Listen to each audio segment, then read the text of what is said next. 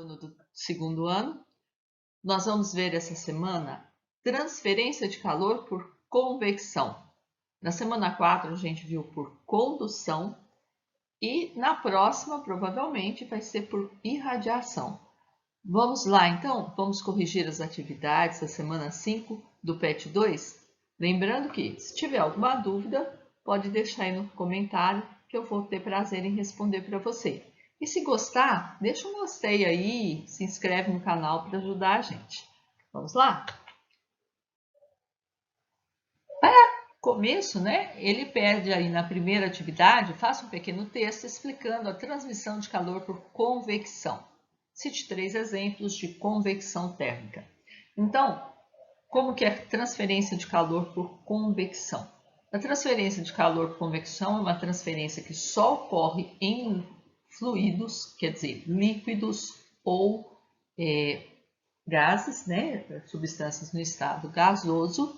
Por quê? Porque a gente tem o transporte de matéria. Então, a gente vai ter a circulação da matéria. Porque ao ser aquecido, as moléculas elas crescem, elas dilatam. A gente já estudou dilatação térmica. Dilatando, o que acontece? A densidade delas fica menor. Densidade também pode ser tratado como peso específico. Elas ficam mais leves e aí então elas tendem a subir. E o que está mais frio por causa da densidade maior, né? Ele ocupa menos volume, densidade, massa sobre volume. Então, ele tende a cair, ele tende a descer, ele é mais pesado, vamos dizer assim. E aí, então, eu tenho essa circulação. Se eu aqueço geralmente no fundo, o frio desce e o que está mais aquecido sobe. E aí, então, a gente vai criar uma corrente de convecção, a gente vai criar uma circulação, né? Então, aqui, ó, transmissão de calor por convecção só ocorre em fluidos, líquidos ou gases, porque esse tipo de transmissão existe transporte de matéria. Nós temos uma movimentação, um movimento de circulação. As partículas aquecidas se expandem, tornando-se menos densas, tendendo a subir. E assim, as mais densas descem e toda a substância se movimenta de forma cíclica. E aí, então, os exemplos, né? Ele pede 3 exemplos. A gente pode ter aí como exemplo a circulação de ar na geladeira, né? Geralmente o congelador, vamos pegar uma geladeira, essa daqui é de 2 portas, mas se você pegar uma geladeira de uma porta, o princípio é mais fácil de ser observado. O congelador está sempre na parte superior, por quê? Porque o ar nas imediações dele vai descer e vai por estar mais frio e vai empurrar esse ar mais quente e possibilitar que ele suba, por ele ser mais leve. Então, você pode reparar que as prateleiras da geladeira, geralmente, elas são vazadas. Elas não são inteiriças. Por quê? Porque precisa deixar circular. Aquela história da vovó antigamente, né, na minha época, né, vocês são muito mais recentes, já não se fazia isso. Quando começou as geladeiras, elas queriam colocar toalhinhas, né, para enfeitar a geladeira. A geladeira não é armário, então isso dificultava a circulação de ar. A geladeira gastava muito mais, porque tinha que trabalhar muito mais para manter a temperatura ali. Outro exemplo também é se a gente ferver uma água, né? A água quente, o que acontece? A gente pode ver bem, se você jogar um pouquinho de pó, pode ser um pó de café, uma farinha colorida, alguma coisa, você vai ver as partículas circulando com a água. Vai ver bem esse movimento de circulação da água. O forno também vai ser o mesmo processo da geladeira. Geralmente o queimador do forno está onde? Está na parte inferior. Por quê? O fogão a gás ou a resistência do forno elétrico, geralmente eles estão na parte inferior para poder justamente provocar toda essa circulação, principalmente no forno a gás, os tradicionais, né? Outro eletrodoméstico que a gente usa muito, vê muito, é o ar-condicionado. O ar-condicionado ele fica no alto do aparelho justamente para poder circular o ar. O ar frio vai descer, o ar quente subir e até todo o ambiente está na temperatura desejada. Então, como exemplo, nós podemos citar a circulação de ar na geladeira, a fervura da água em uma panela, os fornos e o ar condicionado. Na segunda, ele fala que Danilo sempre quis ter um aparelho de ar condicionado em sua sala de estar e reservou um lugar na parede exclusivo para o aparelho, próximo ao chão. Após algumas pesquisas, ele descobriu que a instalação do aparelho precisa seguir alguns critérios, como, por exemplo, a posição na parte superior da parede. Conhecendo os conceitos de convecção de ar, como Danilo poderia explicar a impossibilidade de instalar o aparelho de ar-condicionado próximo ao chão da sala? Bom, gente, o que acontece? Se ele instalar aqui próximo ao chão, o ar frio vai ficar próximo ao chão só. O ar frio não sobe, o ar frio desce. Então, o que iria acontecer? O próximo ao chão ia ficar frio e para acima ia continuar quente, porque o ar quente ia continuar lá para cima. Então, por isso que ele precisa colocar no alto. Por quê? Porque o frio desce e o quente sobe. Então, o aparelho de ar-condicionado, para resfriar o ambiente, deve ficar no alto, porque assim, ao liberar o ar frio, este, por ser mais denso, tende a descer e empurrar o ar quente para cima. E este, ao passar nas imediações do aparelho, é resfriado e desce, provocando assim uma corrente de convecção.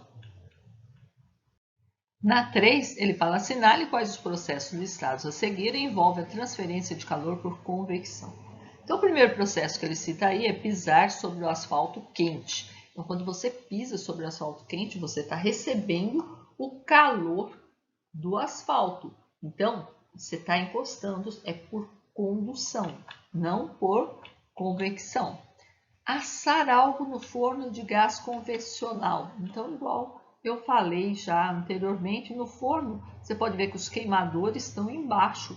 Por quê? Porque o quente sobe e o frio desce, promovendo a circulação. Então, o forno é um exemplo de convecção. 3. Fritar algo numa panela antiaderente sem óleo. Então, é a mesma coisa do asfalto ali, ó. O que você está fritando está aquecendo porque ele está em contato com a panela quente, né? Isso também é condução, não convecção. E ser aquecido pela luz do sol. Então, a luz do sol vai ser o próximo fenômeno que a gente vai estudar, a próxima transferência de calor, que é a radiação. Então, os raios solares, eles chegam até nós por ondas eletromagnéticas, né? Então, eles provocam aí o aquecimento por radiação. Você não tem que encostar, não vai circular, né? Então, também não é aquecimento por luz solar, é radiação. Então, somente a 2 a gente ficou com a letra C. Na 4, ele fala: marca a alternativa correta a respeito do fenômeno da convecção. Então, a convecção é caracterizada pela passagem de calor de molécula a molécula de um material.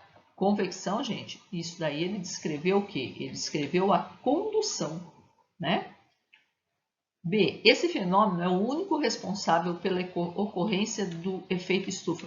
Gente, só de ver essa palavra único aqui, ó, já tira. Quando restringe demais, você já pode...